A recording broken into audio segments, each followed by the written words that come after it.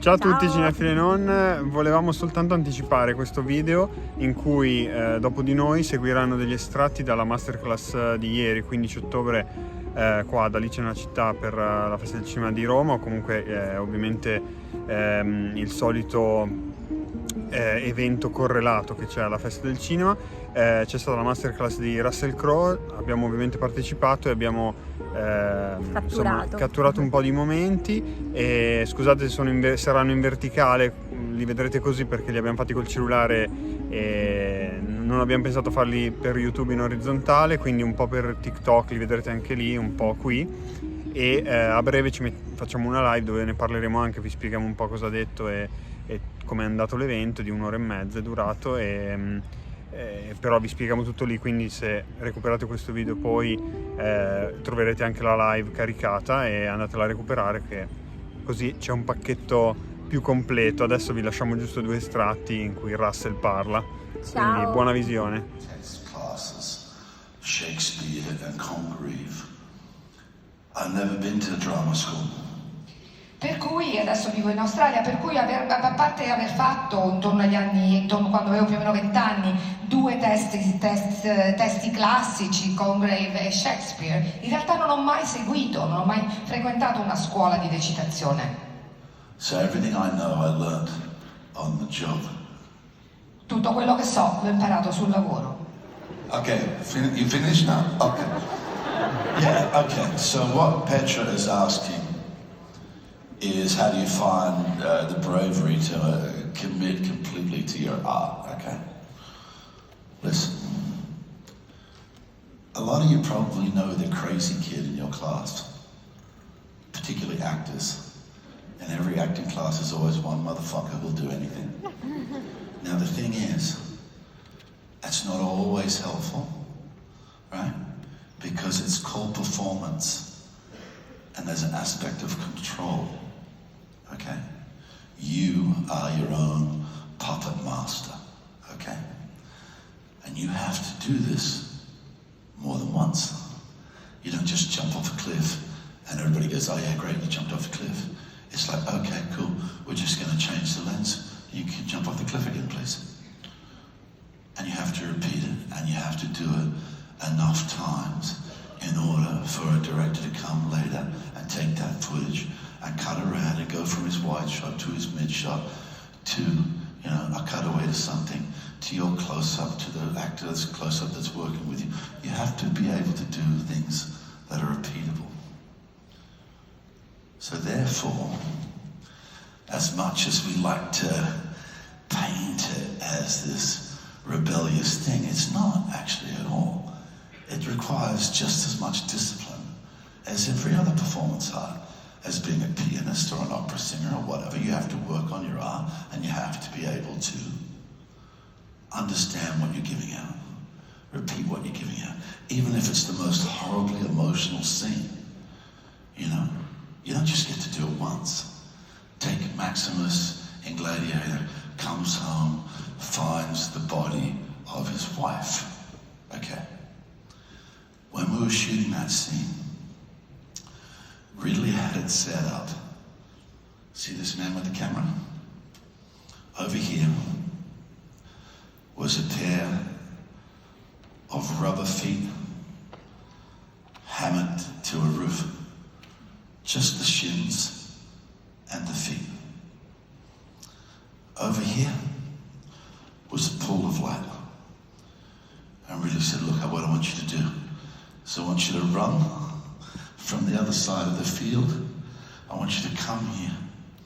I want you to hit this pool of light. The camera's going to be behind you. At the top of the frame are the feet. I want you to see the feet, and I want you to collapse, because that's your wife. She's dead. She's been crucified, and she's burnt. You failed. And I'm standing in the pool of light. And I said, Ridley, I've got to go and see her.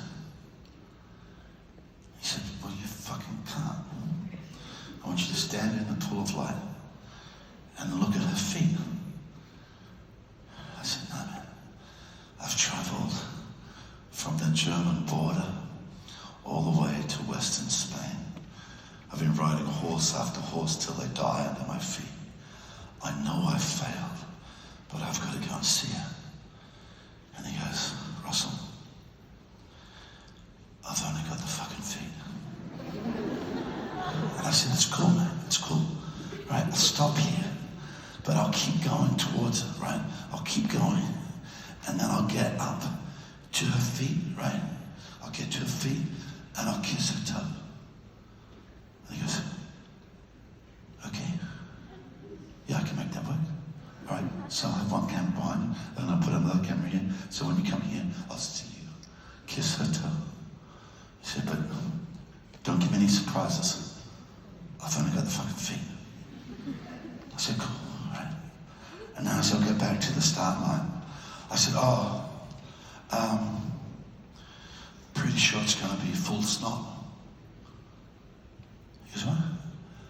I said, I'm pretty sure by the time I've run from over there and I get to this light thing and I see her feet and I know that I failed and I go to see her to apologize and get her feet. It's going to be full snot. Just everywhere. Tears and stuff. And he goes, I'm not quite sure what I'm agreeing to. But okay. So action. I run across the thing. I get here. I just let that failure flood me. And I just start to cry. Right? And you know when you start to cry and get a little bit of mucus comes out, right? And so then I go to wipe it away. But it's not just like thin mucus, it's kind of a bit fat, so it kind of attaches to my hand. You know, so it's kind of like a bit of a spider web. So I try to sort of move it with this hand, and now I've got a spider web going that way as well. And this nostril starts to run, so I try to wipe that nostril. And sooner or later, I've got this fucking spider web of snot between my hands and my face, and it's dribbling, and I'm like saliva and everything, and I'm coming over, and I take the foot, and I look up at her face, and I apologize, baby, I'm so sorry, and I gave her a kiss on the toe, and really goes, cut it. He goes, fuck. He goes, man, that was amazing. That was cool. That was just amazing. I tell you what, could we do it one more time? With just a little bit less snot.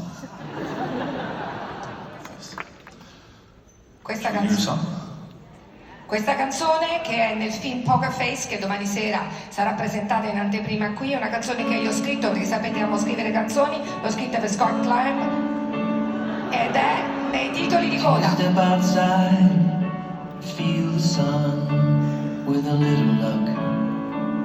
That's what you will remember.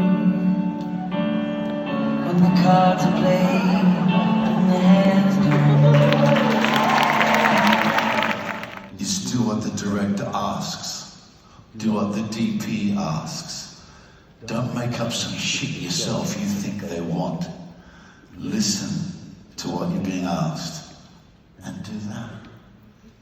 Su un set cinematografico dovete fare quello che il regista vi chiede, quello che il direttore della fotografia vi chiede. Non cominciate a immaginare qualche cazzata, qualche stronzata che pensate loro possano volere. Fate quello che vi si chiede.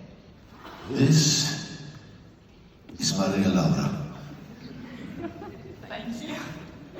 So that's a pretty deep question.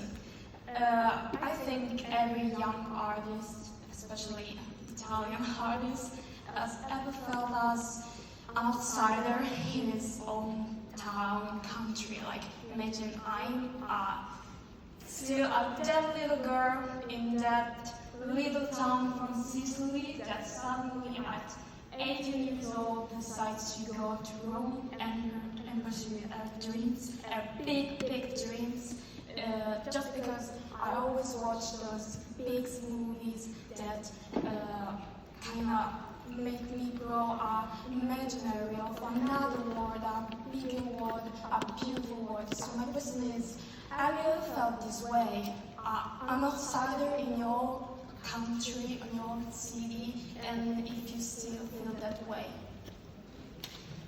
Translate the question. La domanda è se si è sentito mai, come capita magari a giovani e in particolare agli italiani, il fatto di sentirsi un estraneo, un outsider nella propria città, nel proprio paese, nel proprio paesino? Per esempio una ragazzina siciliana che a 18 anni, di un piccolo paesino siciliano, che a 18 anni decide di lasciare la propria città, il proprio paesino per andare a Roma a perseguire i grandissimi sogni che ha nutrito perché ha visto dei fantastici film in televisione. I was born in New Zealand Io sono nato in in Nuova Zelanda. 1964. I'm outside of fucking everything. Io sono nato nel 1964 a Wellington in Nuova Zelanda. Sono estraneo praticamente a tutto. The costumes, the armor and everything. And he was like, what the fuck? What am I doing here? Right? And he went to Ridley and he said, look, Ridley, I think somebody's made a mistake. I don't think I should be here. And Ridley's like, what are you talking about? He goes, well, I had a look at the costumes. And, you know, there's armor. I'm a kid from Florida, you know. I don't even know, what do you expect me to do? Put on an ice cream man outfit and go out and wave to people? I don't know, I don't think I'm going to do that. It took, seriously, nearly a half a day for us to calm Joaquin down and get him to step past those feelings of insecurity and then give that fucking performance, right?